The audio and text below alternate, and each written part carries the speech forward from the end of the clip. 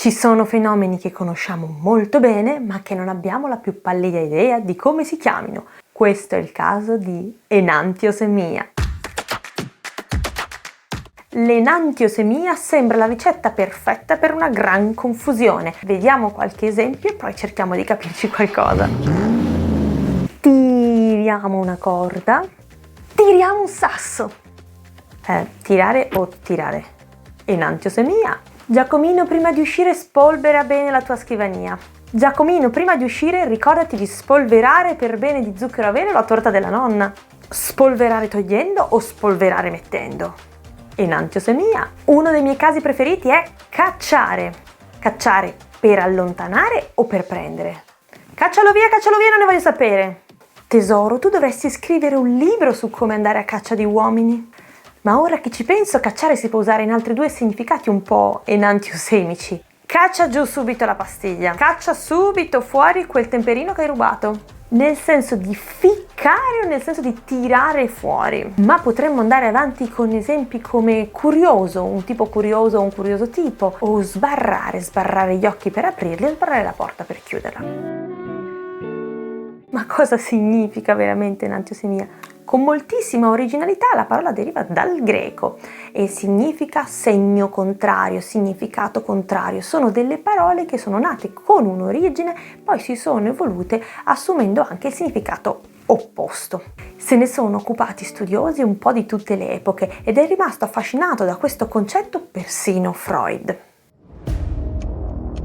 Il fenomeno non è tipico solo delle lingue moderne. Per esempio in latino la parola altus significa alto sia in altezza fuori terra che in profondità. È per questo che noi diciamo alta montagna ma anche andare in alto mare. Ti eri mai chiesto perché? Enantiosemia. Oppure come la parola feriale.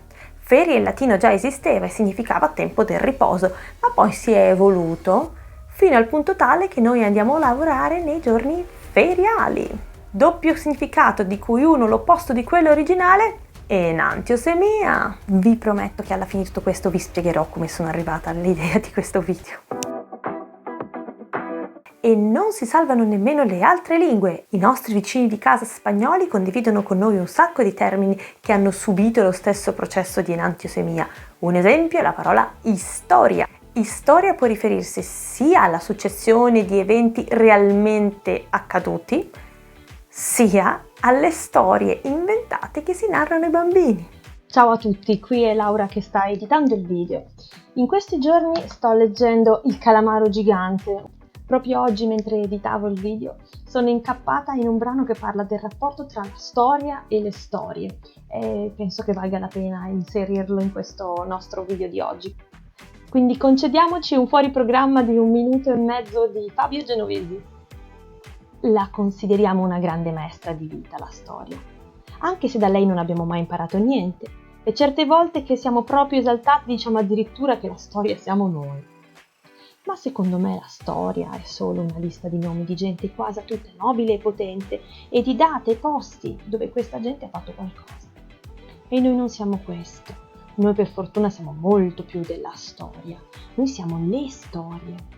Uno magari conosce al millimetro la conquista della Persia di Alessandro Magno, ma non sa come ha fatto il suo babbo a conquistare la mamma. Eppure sono queste le nostre storie. Sono scritte in minuscolo ma addosso a noi, e senza di loro semplicemente non saremmo qui. Forse è per questo che da bambini le amiamo tanto le storie, perché siamo nati da poco e ci ricordiamo ancora che sono loro ad averci portato al mondo. Poi cresciamo e non ci interessano più. Le chiamiamo favole e smettiamo di ascoltarle, mentre ci roviniamo la vita dietro a favole diverse che si intitolano carriera, prestigio, reputazione, fama, potere.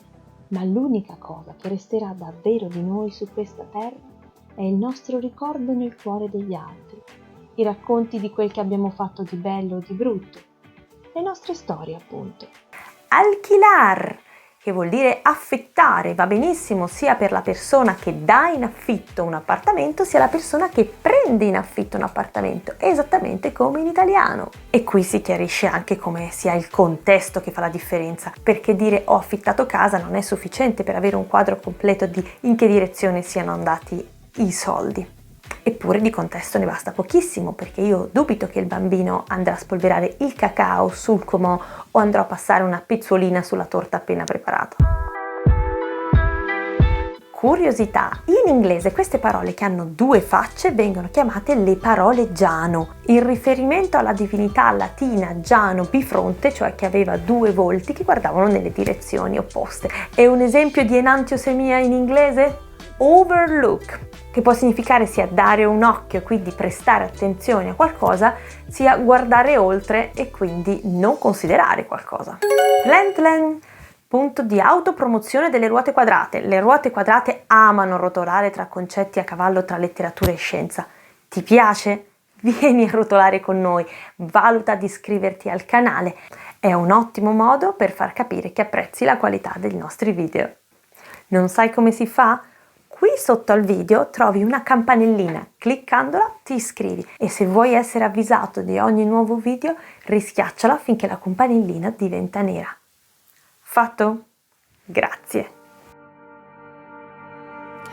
Ma come è avvenuto che un termine che aveva un significato ha finito col rappresentarne anche un altro? Dopo aver letto un po' di testi a proposito dell'enantiosemia, mi sono fatta l'idea che è come se noi disegnassimo un quadrato su un foglio, come se la parola fosse il quadrato sul foglio. Una volta che tracciamo questo quadrato e inventiamo questa parola, abbiamo in realtà creato due spazi, quello dentro al quadrato e quello fuori dal quadrato. Ecco, la parola che ha subito enantiosemia è il punto di relazione tra questi spazi. Così se siamo di fronte a un affitto abbiamo automaticamente creato sia la persona che dà in affitto che la persona che riceve in affitto.